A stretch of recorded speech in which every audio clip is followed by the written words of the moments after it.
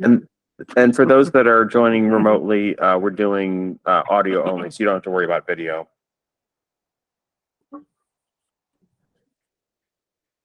You don't want face? Pardon? Nothing. Oh, Yeah, you don't want to see my face. oh, always. I think we're ready to get started. Okay, terrific. All right, so I am Councilmember Claire Kelly from Evanston, and I will now call the meeting, the City School Liaison Committee meeting. It is fourth at 5:30, and we'll start with roll call. Perfect. Councilmember Kelly. Here. Councilmember Byrne. Councilmember Newsma. Now, I'm not sure that I have the correct people from 202. So if somebody is not on the list who needs to not be on this list, please let me know. What we have is Pat Savage Williams. Here. Monique Parsons. And Liz Rolloway. Omar Salem. Is Lindsay Ryan. And Sergio Hernandez. Here. Thank you so much. Okay, terrific. We'll now move to public comment. Do we have any public comments this evening? We did. We do. Oh, great. Thank you. Okay, we'll start with Brendan. UTTER. Yeah, thank Okay. you. All right, I'll move to the seat so you can see my face. Thanks for allowing me a moment of your time to come comment. My name is Brandon Utter. I'm a father of a student, second grader at Dr. Betsy Rhodes School. So this is regarding Dr. Betsy Rhodes School and recent comments that have been, shared with the Betsy Rhodes community. So just to catch, I know there's 202 people here and city council folks. So just to catch people up. So on March 14th, 2022, the school board voted in support of establishing a fifth ward school with a K-8 TWE program school within a school. Funding was voted on at that time to include the school within a school model at the fifth ward school. New construction. Fast forward to 9/21/2023, a meeting with SAP was set up with Dr. Betsy Rhodes' parents and community teachers. And at that meeting, it was kind of presented that the school board and D65 administration were thinking about dialing back the board vote and decision from March 14th, 2022, and making the Betsy Rhodes portion of the fifth ward school into a K-5 program, K-5, instead of a K-8 TWE program. This was just presented in kind of a conversational manner, just seeking feedback from the community, and that was 9/21/2023, and this is kind of our feedback from the community. We've written a letter, we've shared it with a couple different media outlets, including the roundtable. We've got about 50 signatures in the past couple weeks on the letter, and we've mailed it up to all D65 board members that we could and D65 administration also. And I just want to share with you today some of the executive bullet points that we put together. That there is a longer letter that addresses each one of these bullet points, but I wanted to share the executive summary with you. So we have 4 bullet points here.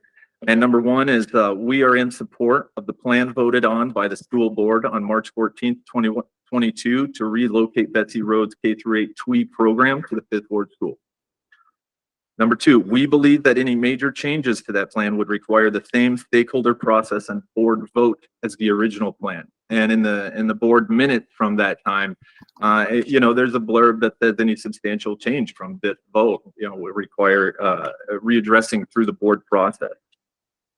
Number 3, moving forward with deviations from the plan from March 14th, 2022 would be a violation of trust and partnership with the teachers, parents, and students of this community. And so ultimately it comes down to the students, but this is our executive summary. We go more into that in the letter. And then the last bullet point is this letter is in no way opposing the fifth ward school. It is in support of Betsy Rhodes. We must not allow Betsy Rhodes and the K-8 TWE model to be collateral damage in the redistricting process. And those are our major bullet points and what we want to bring home with the concerned parents at the Dr. Betsy Rhodes School. And ultimately, I'd like to say something else too. presenting information in that type of manner, I think has, an effect on morale within the school. Because if the teachers hear that, they're uncertain about their future, and then that uncertainty in turn degrades morale to some extent. That morale ultimately is transferred to our kids. If the teachers don't know what they're doing in the future, then that comes out on the kids. And I just want to note that for the board. Thank you. Thank you. Okay. Next, Meredith DeCarlo. Words to the hot seat. Before you think it's okay, can I ask, did anybody else on the committee come in? Yeah, Mr. Turner, yeah. Dr. Turner Should sit at the table. You're welcome to sit at the table. and Dr. Kinsey should. But, Yeah. but I think, so the 6 people that we have from the 2 school districts are Those you, are just the board members right, But that's the but that's the committee. fifth committee and the administrators, so, are not on the committee. but they're a part of the conversation. Yes, but in terms of getting quorum legally. No, I'm not talking about quorum. I'm just talking about I want our principal Yes, and the yes. superintendent sitting No, in the please hall. do. I'm Yeah, just trying to make sure we have quorum, and I don't think we So do. who's actually on the committee? I'm on the Fairfield, committee. I am, And I'm on the Yeah. committee. you're, and who's on the phone? Nobody on the We committee. actually don't have. We a actually quorum? don't have quorum right now. We actually don't. oh, Okay. And public comment is okay without quorum, but, so we're short 2 people. We're short. So we're, 2 council members, correct? Or not? And two of our 5 board members are. We've got one from each. We've got Mm. one Yeah. from, You already mentioned 2 of us. 2 board, we're down 2 from every group, Mhm. so we can't actually proceed. So We can't- I just called Brian George in the law department and asked him, and due to the fact that he felt that we could proceed because this is a committee that just is more information sharing. We're not actually voting on stuff and taking action. So if we're just doing information sharing and updates, he was fine with us proceeding. That's okay with me. Is everybody No, that's okay great. with that? That's what it's always been done. That's the Yeah. way it's All been. right, great. Yeah. Okay, Everyone's we'll- comfortable with that. Okay, thank you very much. Okay, we'll continue. Meredith? Good evening. I'm Meredith DeCarlo. I'm a District 65 parent and an Evanston resident and taxpayer. I'm here tonight to draw attention to an open secret that affects the city and both school districts. Behind closed doors, Councilmember Newsma is negotiating a deal with Northwestern for cash and in-kind benefits in exchange for rezoning their athletic campus for commercial use. He is reportedly doing so on behalf of the city and the school district. This is procedurally and substantively wrong. And I respectfully request that those in this room join me in asking him to stop. Our zoning code should not be for sale. There is a proper mechanism for considering public benefits, and it is the planned development, not the zoning change. Specifically, a supermajority vote tied to public benefits is required because Northwestern's proposal violates minimum parking requirements. And as we learned from the city's consultant report, the planned development on its own will actually collect less in revenues for the city than the existing stadium.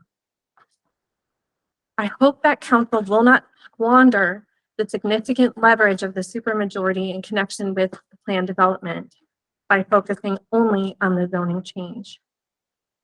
I respectfully request that negotiations occur in the open and include other stakeholders like the school district at the table.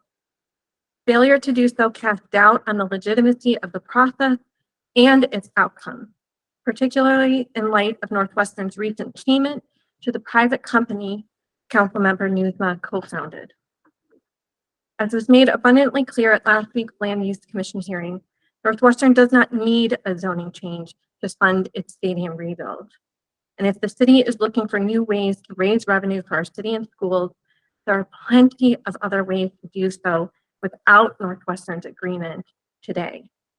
Consider, for example, that Evanston's parking check is 60 cents per space per 24 hours, or $12 a month. And that Northwestern's minimum donation required to reserve a space at Ryan Field for season ticket holders is $7,000. Consider as well the $80 to $100 million annually in broadcast revenue that NU is poised to receive from the Big Ten and the $60 million annually it receives now.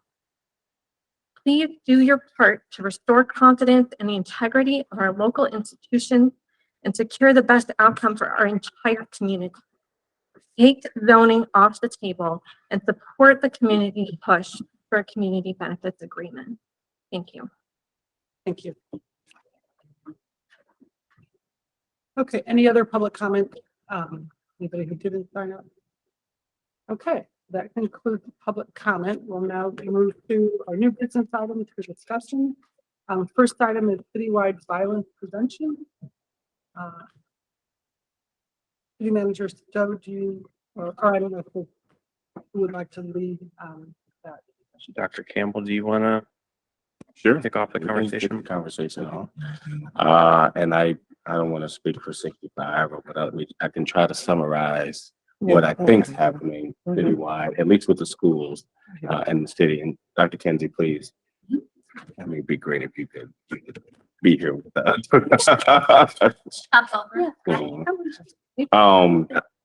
Not sorry to interrupt. I wonder if it'd be possible to go around and do introductions. Just I think folks it's a that, great that's idea. that okay. Absolutely.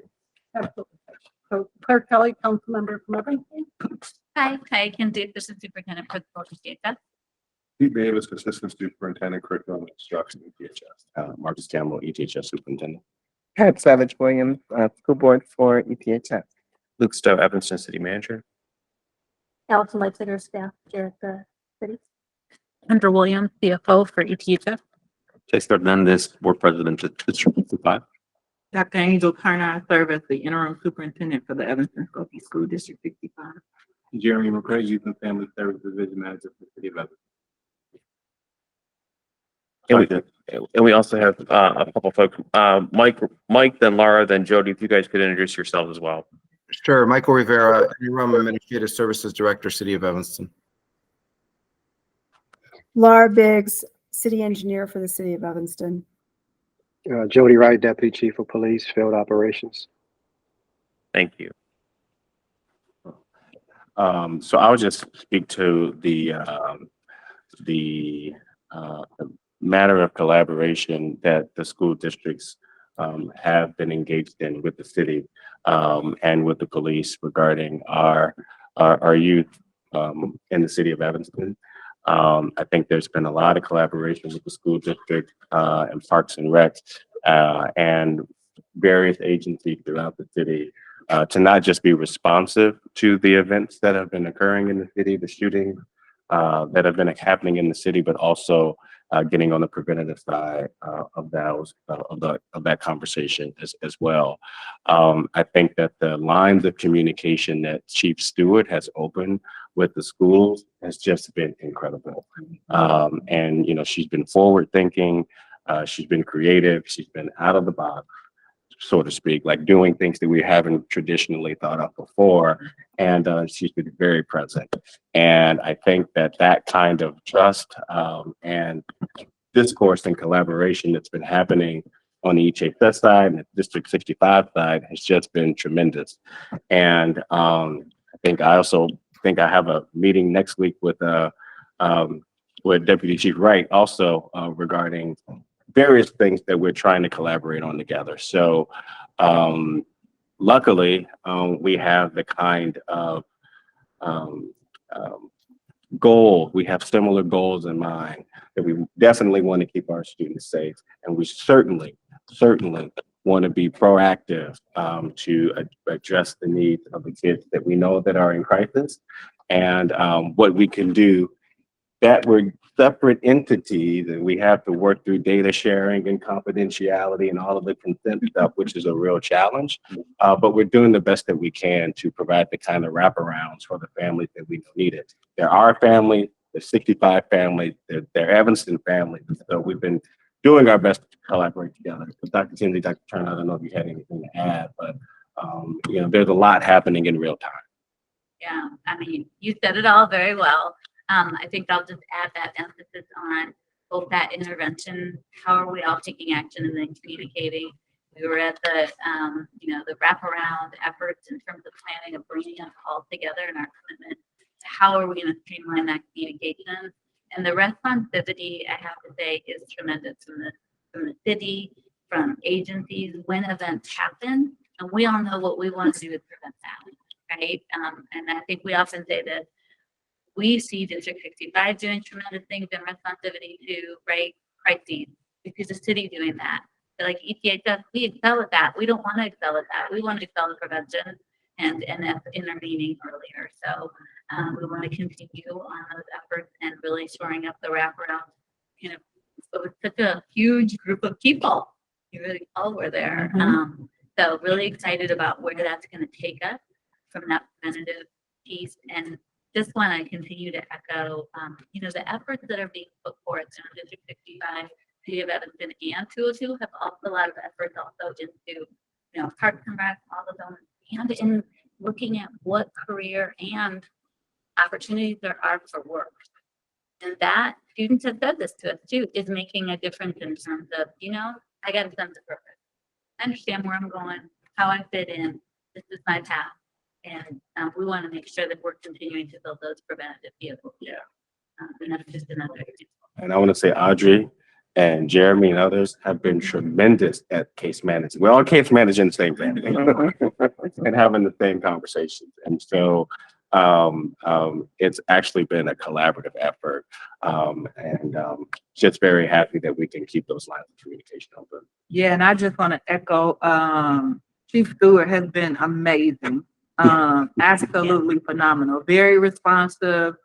I want to say Commander Glue. Is it Commander? Yes. Commander Glue with our communications team. We've been working side by side, and it's just amazing. The 202 communications team. So when things happen, I think what's changing for us is, to your point, these silos of communication. Like we're collaborating, we're making sure that we're all on the same page, because we recognize we support the same community, we support the same families. And so ensuring that everyone is clear on the communication and how we partnership has been phenomenal. And her level of just proactiveness, I mean, on the weekends and late in the evening, I don't even know how she even rests, but she does it, and her team is phenomenal. Like they have been nothing but very supportive. And when we call, they're right there. They work alongside our folks at 65. And so I'm just grateful to have that partnership, and I'm really trying to change what I walked into, some of the historical narrative in terms of the relationship with District 65 and EPD. And her and I both recognize that, and we're working really, really tight to change the narrative moving forward. So, and thanks as always for your partnership, Luke, and for always checking on me. I appreciate that. Yeah, checks on me, so I appreciate that for sure. Thank you. Jeremy, anything you wanted to add from your perspective?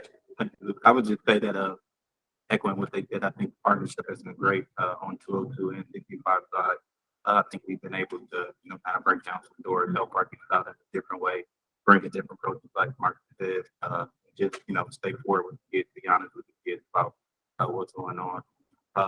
From the city standpoint, I think that we have a few groups that are causing some issues and everything, but I think that we can tackle them. I think that as a team, if we get together and figure out, put our heads together, how to, help them, support them.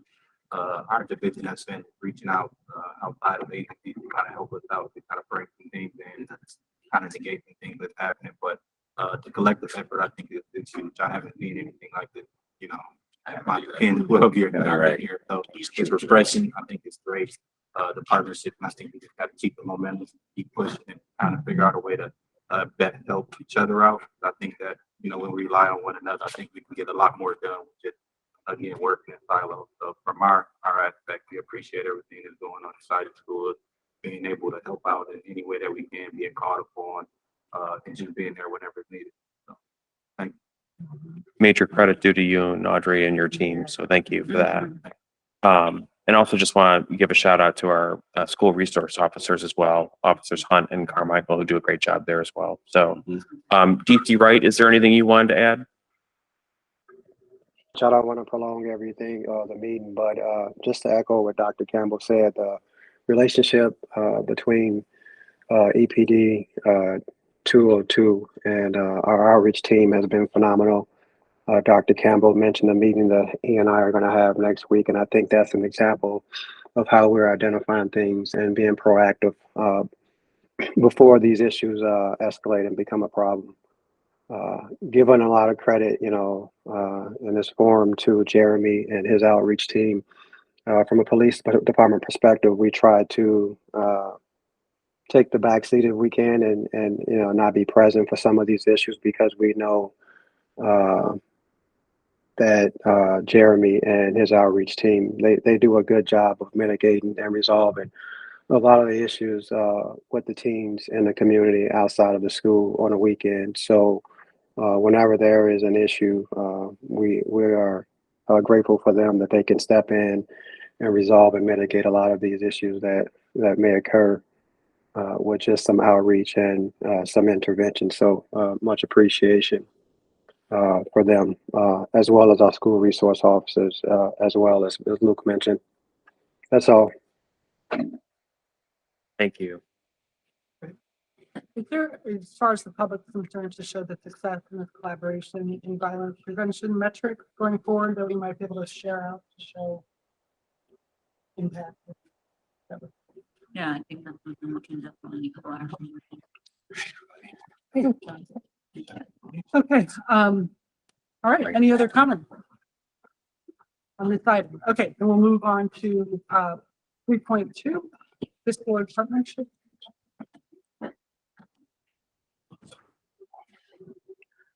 Dr. Turner or Sergio, anything in particular you guys want to cover under Fifth Ward partnerships?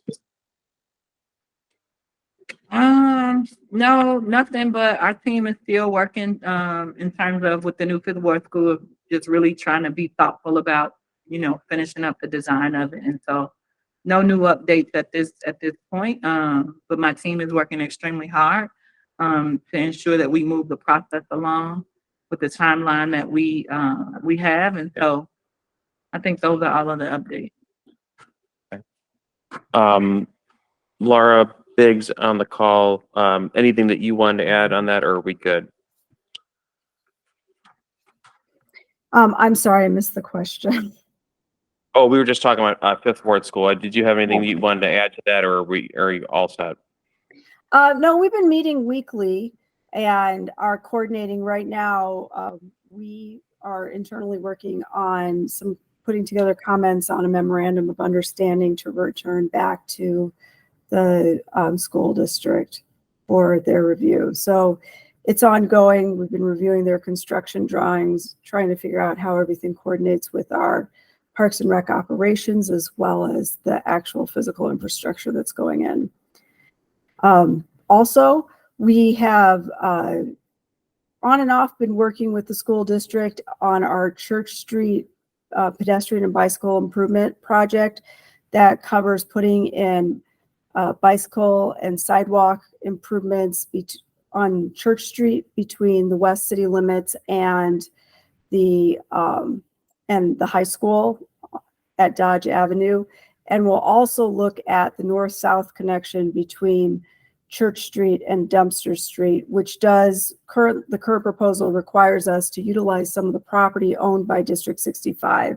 And so we have been working through some of the details with them, and actually I'll be going to the school board meeting shortly with a letter of intent for the school district to consider to enter into an easement for us to use their property. So I think things have been going really well. People are really coming to the table and trying to work with the city. So appreciate it very much. Okay. Thank you, Laura. Yeah, thank you. Any questions or comments?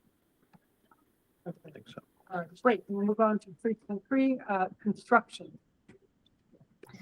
So thankfully, construction is starting to wrap up. I know it's been a really difficult construction season. The construction on Ridge Avenue with the streetlights and traffic signal improvements, that's wrapping up. The traffic is pretty bad still because we haven't timed the traffic signals yet.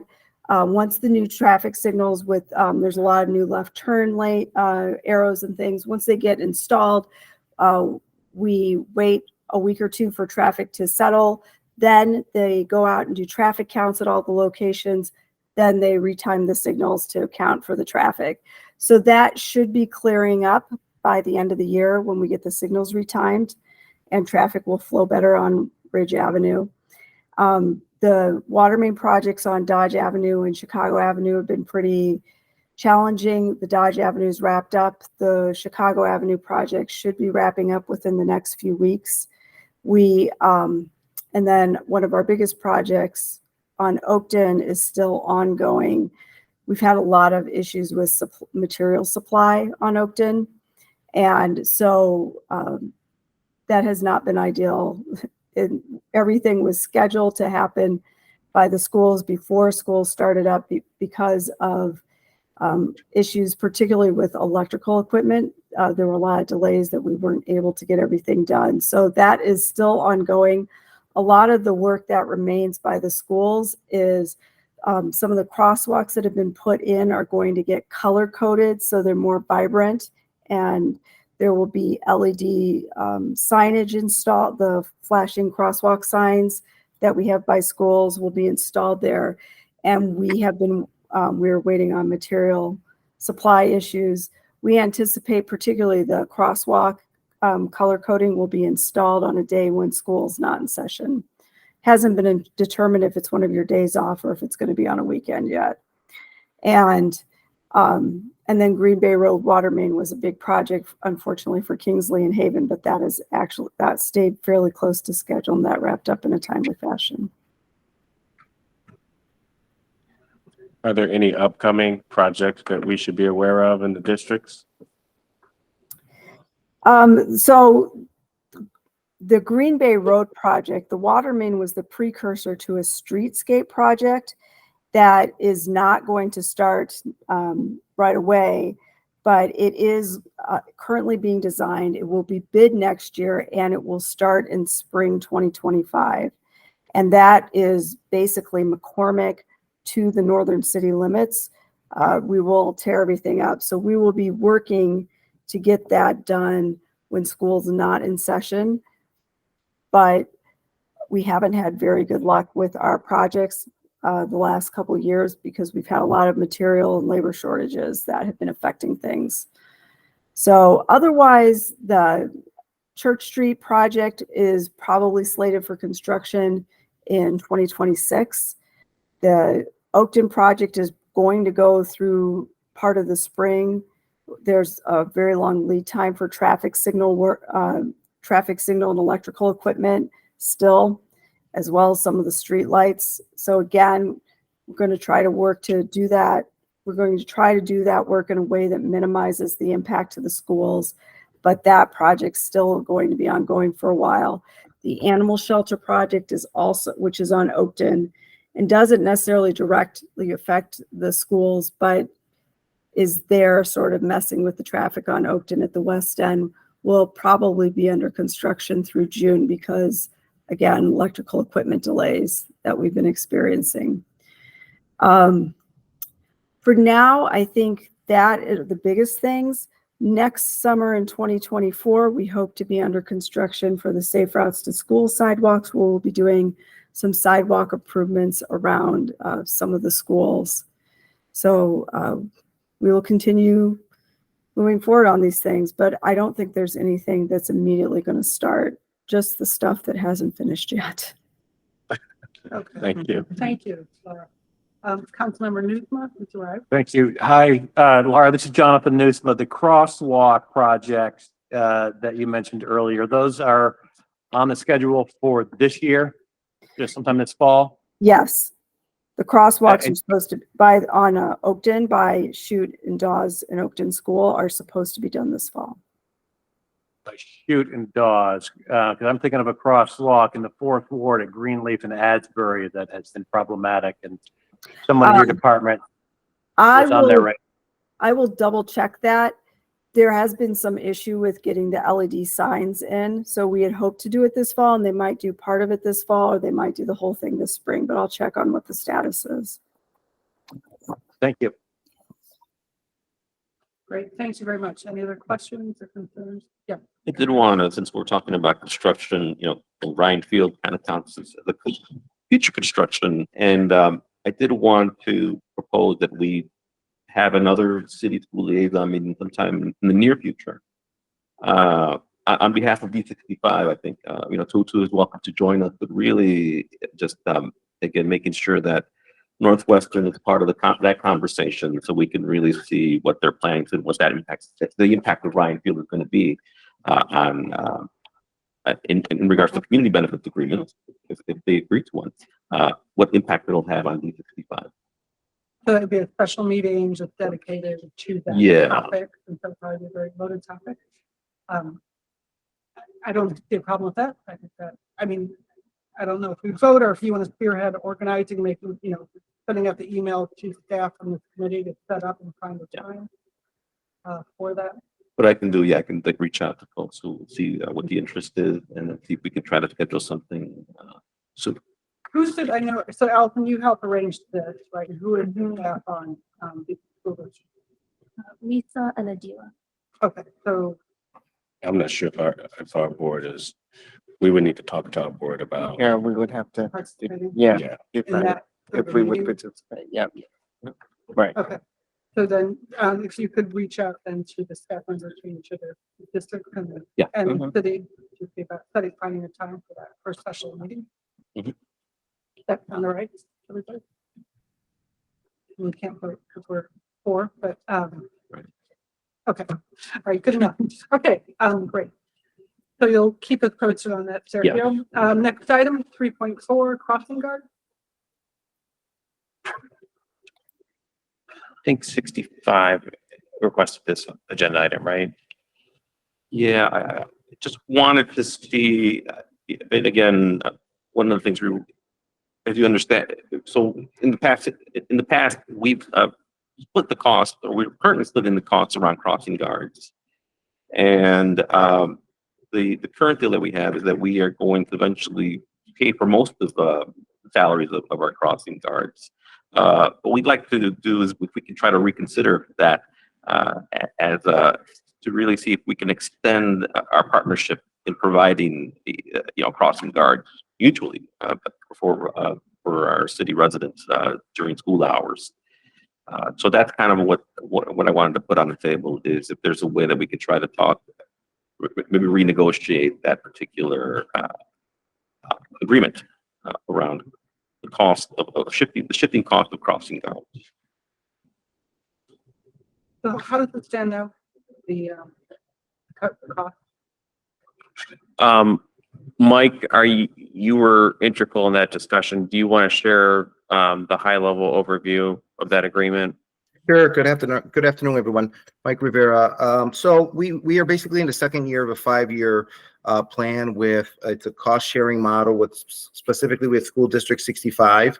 So prior to this model, the city of Evanston was managing the school crossings, and we tried to do that in two different manners. We tried to do that going back historically, 10 plus years, where we had dedicated admin staffers assigned to managing crossing guards. We hired the crossing guards directly under the city of Evanston.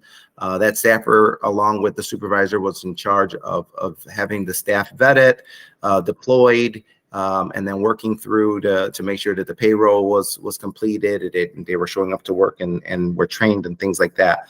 We found that was exhausting a lot of admin time, and we just weren't able to provide the support to the schools that they needed to have, because we didn't really have a dedicated office for doing that. That was kind of being managed in conjunction with our parking services department at the city of Evanston.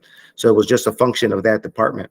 So later on, we ended up going to a contracted services agreement. We released an RFP, and we secured Andy Frame Services, and we contracted all the services to Andy Frame. And then they were in charge of the hiring, the vetting, and deployment and things like that. The city was just basically managing the affairs with their admin team, and then ensuring that the costs were paid through the city. Same thing with that, you know, we were running into issues because the city was again having to be the middle, the go-between between the schools, the independent principals thereof, and Andy Frank's staff. So we found that we weren't being able to convey things and get things done in an efficient manner, especially when it comes to special events, special school schedules, functions, and things like that. So then our proposition to the school district 65 team at the time was we decided to allow D202 to enter into a contract directly with Andy Frank Services because they had minimal crossing posts and a couple of individuals for traffic details. And then by far, District 65 had the most posts, which was 47 at the time. And we decided to enter into a city cost sharing model with School District 65, and we're currently in our second year of that. When we entered into this agreement, the costs were approximately $600,000 per year to provide the 47 post crossings. Today's revenue share model, the city of Evanston pays $272,000 per year, and School District 65 is paying $333,000 as the approximate estimate. Thank you. So prior to this, we're in the second year of this 5-year plan. Prior to that, the city picked up the full tab. Prior to that, the city picked up the whole tab for School District 65, District 202, and there was 3 private schools that historically received crossings because they were in close proximity to public schools. So they were providing those crossings as well. So when we entered into this agreement, the city ceased all crossings for all other school districts, private and public, and District 202 as well. You're asking for. So the ask here is, again, my understanding in this contract, or it's an agreement is that we'll eventually absorb the whole cost in the next couple of years. And what I'd like to do is delay that and continue the cost sharing for another couple of years to, again, just make sure that we are spending within our means within the school district. So to me, I think that's something that I'd like to. Under this current proposal, the city would still share in the cost through the 2026-2027 school year. So when District 65 would absorb the cost would be this 2028 is when they would be looking to absorb the cost. So I imagine those will be conversations offline with. Yeah, happy to continue those conversations offline with staff and council. Great. And do you know I'm just wondering, like, what is standard like with other cities? Kofi, Wilmette? I'm not sure. Prior to us entering into this agreement, we had done some research with other local school districts, and we had found that just about every school district was managing their own crossing affairs, and this was another deciding factor in us attempting to negotiate with District 65 and mitigating the crossings over to them. And as well as where we historically ran into issues was on the communication piece. You know, the school districts manage their own schedule. Sometimes they have in-service days, sometimes they have holidays, sometimes they have just special needs of the schools where they need to cut out early or stay longer. And sometimes we were running into concerns where, you know, due to short notices, we couldn't get guards deployed, or we had guards deployed and, you know, it happened to be like an in-service day that, you know, was maybe half a day and it got overlooked or something like that. So, you know, we felt that having the school manage the scheduling directly with the vendor, which certainly improved the services to the school and the students needing the crossings. Great. Okay, thank you very much. If I could just jump in here. Yeah, I'm sympathetic to District 65's financial position, and as a fiduciary for the school district, understand you need to be careful with your dollars. Same exact things from this side of the table. And the city of Evanston is not exactly you know, flushed with cash for the indefinite future. So I think as a taxpayer, it's kind of a wash. It's the same cost, whether it goes left out of my wallet or right out of my wallet. Final destination is going to be with crossing guards. So to me, the most important consideration is what logistically makes the most sense in terms of management efficiency. Yeah. Great. Thank you. Okay. Next item, 3.5, wraparound services for Evanston students and families. So this is a standing item. I know it was covered a little bit before when we were talking about the city violence prevention, right?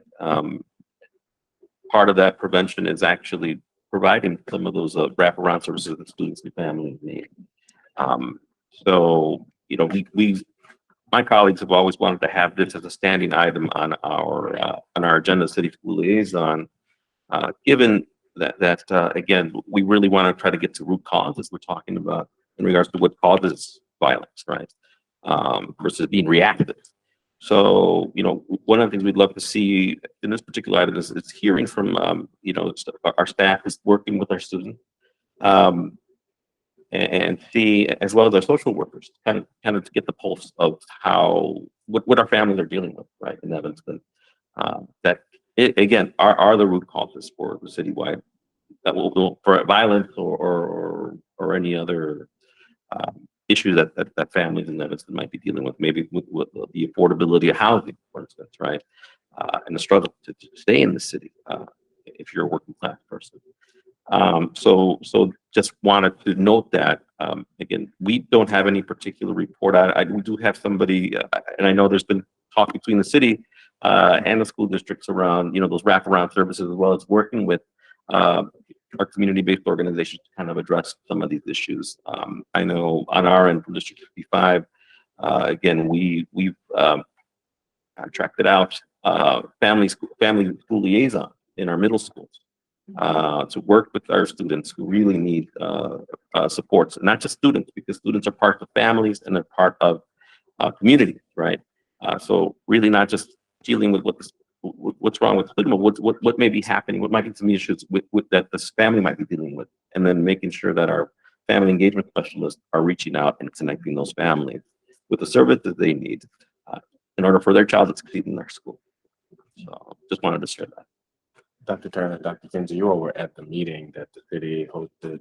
I don't know if you all would want to share, like, y'all there all day almost. You know. Yeah, it was a good meeting. I mean, I think it was, we spent time just kind of in conversation, and I think, which is what we kind of do often in this community, and I think what we want to do is move from conversation to action, which is where the really the nature of that came from. And we left there with each organization identifying like who the key folks were going to be at their respective organizations that would really lead this work. A timeline was built out for when they need to come back and when different specific roles need to come into play to essentially impact the overall plan. I think I forgot the name of it. Of essentially they're trying to model a wraparound service model similar to the one they use in Milwaukee, Wisconsin. And so I think it's going to be, I think it's going to be good. I think for us, what's key, and I feel like people left away with, you know, we've done a lot of talking, we have a lot of great things. Like, how can we move from the conversation to like the more action based? So I'm hopeful, you know, with the timeline they've given and the very strict opportunities that they've carved out to really spend time to really plan and work together to really move from talk to more of action with solid plans. I'm hopeful that it'll be a great bridge, especially for our schools, will benefit from it the most, and just the connection between the handoff. Things happen here when we have to hand it off to the next organization. Like, what's the seamless process to do that? And then how do we loop that to like closing it out to know that with this handoff, essentially, here's what the outcome is and how has that really improved the lives of families and students alike. So It's like, again, systems coordination, right? Again, we talked a little bit about the siloization of how things have happened, and then it's really thinking about how we have all our systems and our institutions talk with one another, collaborate and coordinate in a way that's efficient and orderly. And as Dr. Turner says, you know, really being able to keep track of how we can touch families and providing them resources they need in order for them to be able to succeed in our community. So again, I'm all for, you know, again, meetings like this where we can sit down and talk as institutions and then really, again, move from thought to action, So glad to hear that that meeting happened and that there's a plan going forward in the timeline. I'm gonna add exactly what you're saying. So I love that the plan involved providing input from some of the folks who are boots on the ground. Yeah. Right? Because as the consultants were saying to us, yep, some of us were decision makers in the room. And we need folks who are experiencing this every single day, right? The social workers, the community agencies, all the folks to provide input and then for us to be able to make decisions, take action, and do things differently than we've done them in the past.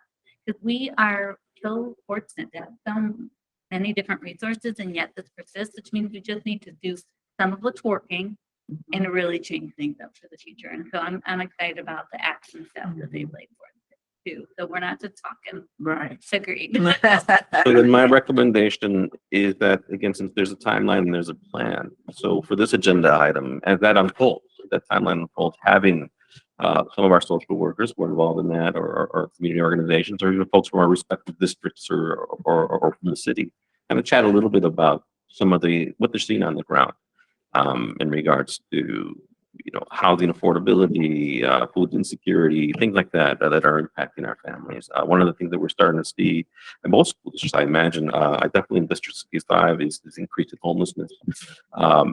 So a lot of students who require McKinney-Vento homeless services.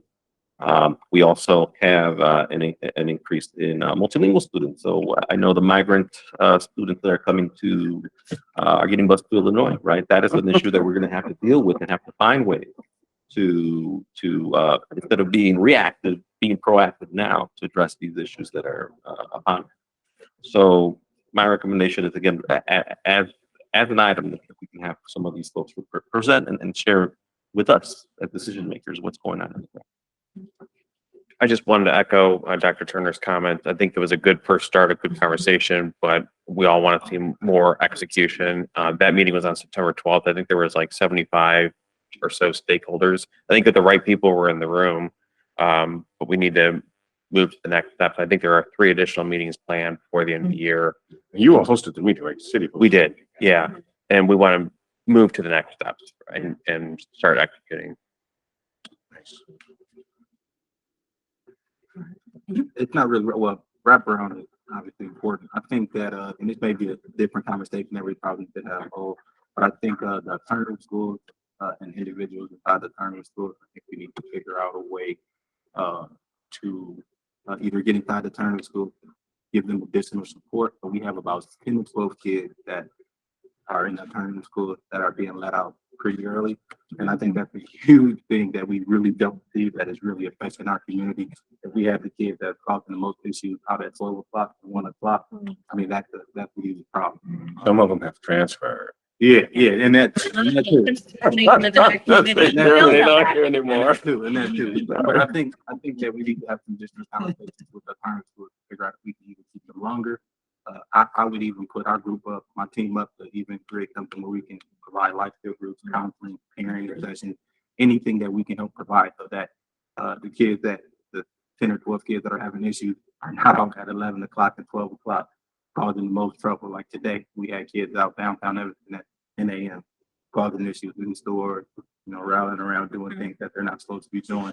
And it's kind of hard to gauge because of, everything that happens. But if they're out at 12 o'clock, they're going to find something to get into and be inside of these spaces causing ample, Do they have a different schedule? Yeah. Is that it? And their day ends early. Really early. Very and then I think another Yeah. thing is, Yeah. Keep them for like 2 hours and then they like. Or maybe Yeah. they're just not going. and Yeah. teachers, That's the other so now they have a possibility. taxi cab that can get them right. And if they miss the taxi, they don't have to go to school. So can you imagine how many times a kid that does not want to go to school wakes up and like, all right, I'm gonna miss my taxi today. And now I have a full day to cause as much problems as they need to be. And it's not just 2-3 kids. It's about 10 to 12 kids that are in current schools that we are dealing with the most that are at 12. And it's like we can't provide anything because I went to school for 2 hours. Now I'm out. Like, and there's no accountability on that. So maybe we can bring it to target schools to either have them stay later.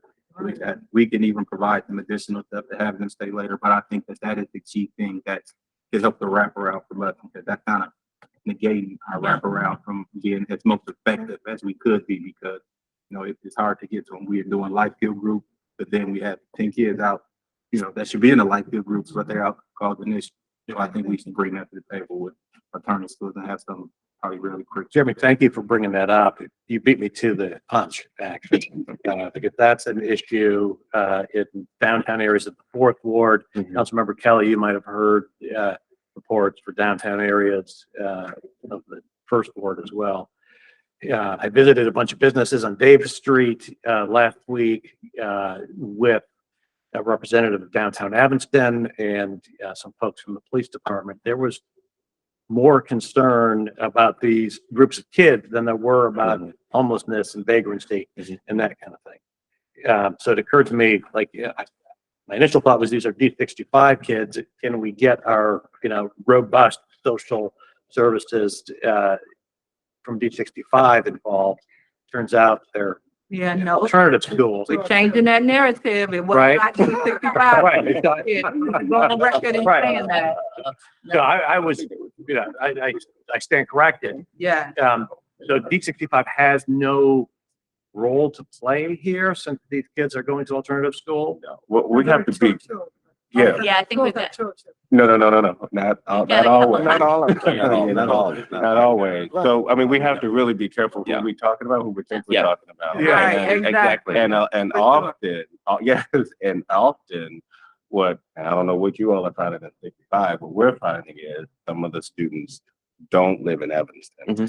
And so they're transferring out of the district, one in particular that you all have been working with, who really was causing issues at church. Not church, but Dempster and Dodge. They don't live in Evanston. And I know Audrey was trying to figure out, when we find out that the kids aren't Evanston kids, they're Chicago kids, they're either Skokie kids or whatever. They're now in their school, in their neighborhood. How does Evanston still support sure. students? It doesn't. Individually, they don't live in town. So, Right. but we just got to be careful who we're Right. talking about. And I want to just echo what you said, right? Like when they are no longer students with us, or they perhaps weren't even our students. Right. There is no wraparound we can provide because we don't have any information on students. And when they transfer out to another district or wherever they go, like it doesn't, we have no responsibility there. When it's our students, we step in and we support our students the way we need to support our students, and we have the support to do that. And our assistant superintendent of safety and operations and athletics is here, and his team works extremely hard to do that. So like that's why I'm kind of like, hey, hold on, because that's not the narrative. Those are not District 65. I'm a little overprotective of my children because they all are my children in District 65. So those are not our kids because we have not gotten any word of that. But if they were our kids, we have a team in place that provides those supports. He alluded to earlier, our faith liaisons. Our middle schools have faith liaisons where we support our students that are deemed at risk. So just so I have the understanding, if there are Evanston kids, and who otherwise would be in D65, but for whatever reason are going to an alternative school, D65 does not have any legal responsibility for those kids. Are they enrolled? Are they enrolled in our district? If they're enrolled in our district, we have liability and we support those students. And that's what I was describing with you with what the supports are. It's We like have the faith placement. liaisons. But if they transfer out of our district, I'm not sure what you can suggest we should do when they aren't students in this district anymore. So I think that's my question for you. That's part of this is just my understanding of what an alternative school is. And if somebody goes to an alternative school, is that considered a transfer out, even if that kid is still living in Evanston? So for I think for all of us, for Yeah. D65 and 202, if we deem that a student's needs are such that they need to go to an alternative school for a period of time, they are still our students. We treat them as our students. They might be attending an alternative school for that period of time until they can. Somewhere outside of Evanston. Right, but I think, Usually. yeah, Right. we're talking about, I think, a couple groups of kids, right? Some of the kids that we're talking about who are coming back. Yeah. No longer are Evanston students. Right. Not 65, definitely not 65. Right, thank you. That kind of answered my question. Right, and So that's a significant concern because that's even harder to wrap around. Mhm. Because Yeah. they don't even, they're not residents of our Evanston Yeah. township. That makes it super hard. I'm sorry. And we can't, I was just gonna add, and we will absolutely follow up on any of the schools, because the school we contract with don't get out at noon. Right. So anybody who's hanging out at noon, that means something else is going on, and we need to make sure that we're addressing that from a truancy perspective, even for our alternative schools. So we will absolutely follow that. And then you got me thinking about, you know, we know our school district calendars, and you all are really responsive around like providing activities and connections on that. I'm thinking we can do the same thing for our alternative school, to know their programs, which often coincide and may not coincide with 202, but you all could, you know, anticipate, right? Maybe reaching out, but definitely I'm going to follow up with you about the individuals, and that we don't have anybody leave it at noon from school. So that means there's other things at play that we need to address. So thank you so much. Yeah, thank you.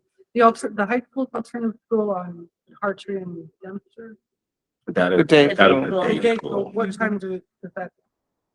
So the day school is out a little after 3, Yeah. and it's our therapeutic day school. It's through IEP, so Okay. it's not officially considered an That's not alternative alternative. school from a safe school perspective. But yeah, they spend a full day. Yeah, and they start earlier as well. And just to echo, again, it's not a huge amount of kids. It's that we can count on our 2 hands with. So I think it's something that we can Yeah. tackle. It's not like it's 100 kids. So, you know, they are frequenting everything, even if they don't live in Evanston. So it's something that I. Yeah. we don't feel obligated. But we need to know who you're talking about so that we can tell you exactly.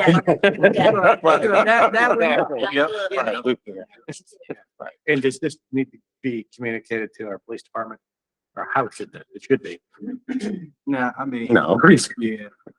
I think we can tackle it as long as we, you know, we get together, coordinate. Prevention versus, that's reaction right there. Let's try to be preventive first. Yeah. And I appreciate bringing this issue and then, Yeah, right, the police are gonna get the 911 calls, right. right? And so. Yeah.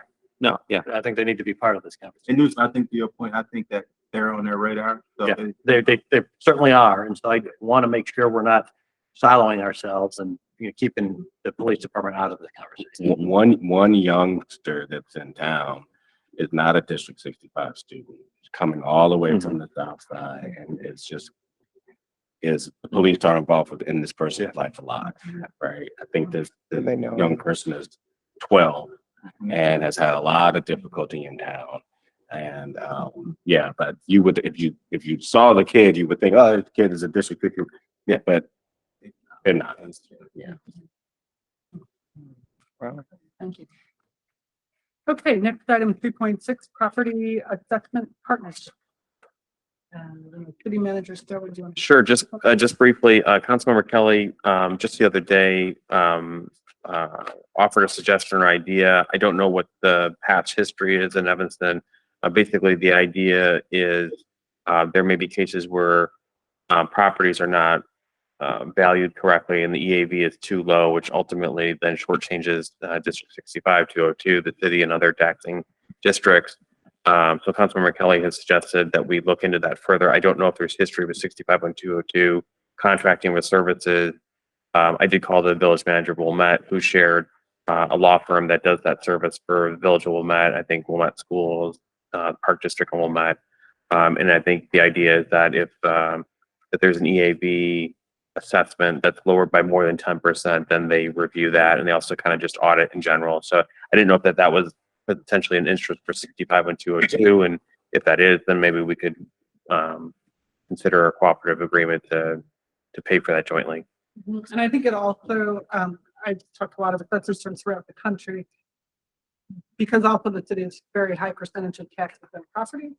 Some assessors in some cities, they review every year all the taxes and property to ensure that it's following it, chart, ensure that it is being used for tax exempt purposes. And every year the assessors I talked to, they said every year they put, property back on the tax roll. And it's not malfeasance, it's just, people apply, like in Illinois, someone goes to the state to get that tax exempt status, that it's just every year the assessor's office, stamps an affidavit of renewal. It's just a matter, sometimes you might have a whole building that's tax exempt, but one floor that's for commercial purpose, for profit. And it's up to, my understanding is it's up to that business that's making the profit to file, actually pay the taxes. Not so like Northwestern had before, it wouldn't be Northwestern obligation to pay the taxes, but rather that private business. So a lot of times this can get overlooked.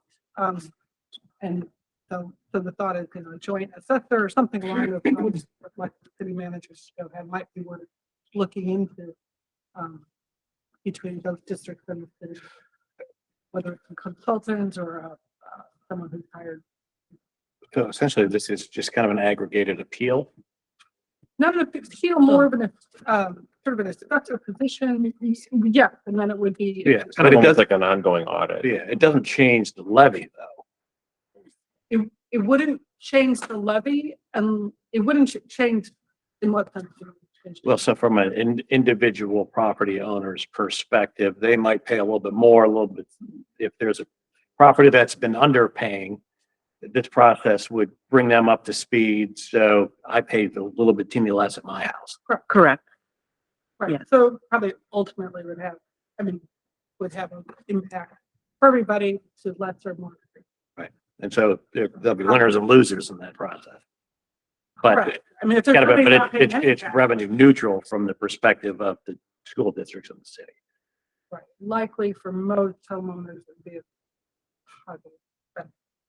And I think part of it might be the commercial properties, making sure that all the commercial properties are coded correctly. Okay. So we just want to float that as an idea and just kind of check the temperature of 65 and 202 and whether or not there might be interest in talking about that further. But So currently, we actually do have an agreement with District 65 since we both use Frantic. We share that service when it comes to property tax appeals. That's not quite what we're speaking about here, though. With the property tax appeals, that would be when you have a property owner that is saying that their EAV should be reduced for whatever reason they have to substantiate that. And then the attorneys will work to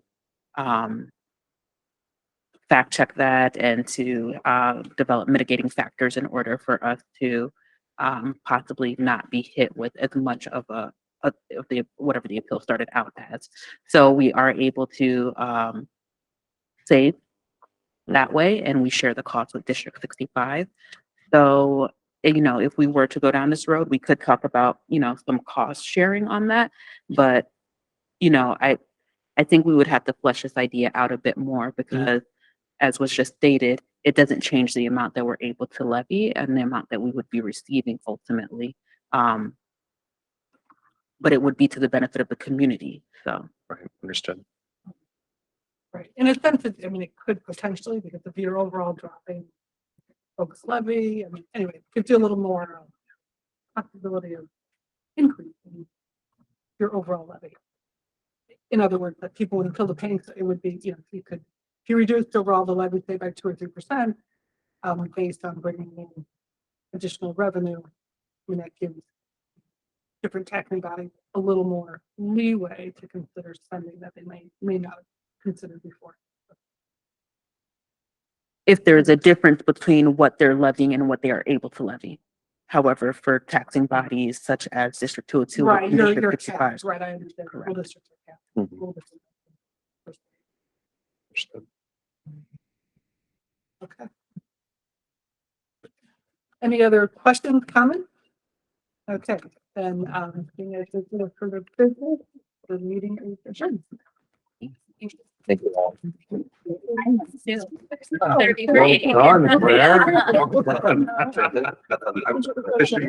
can- Great.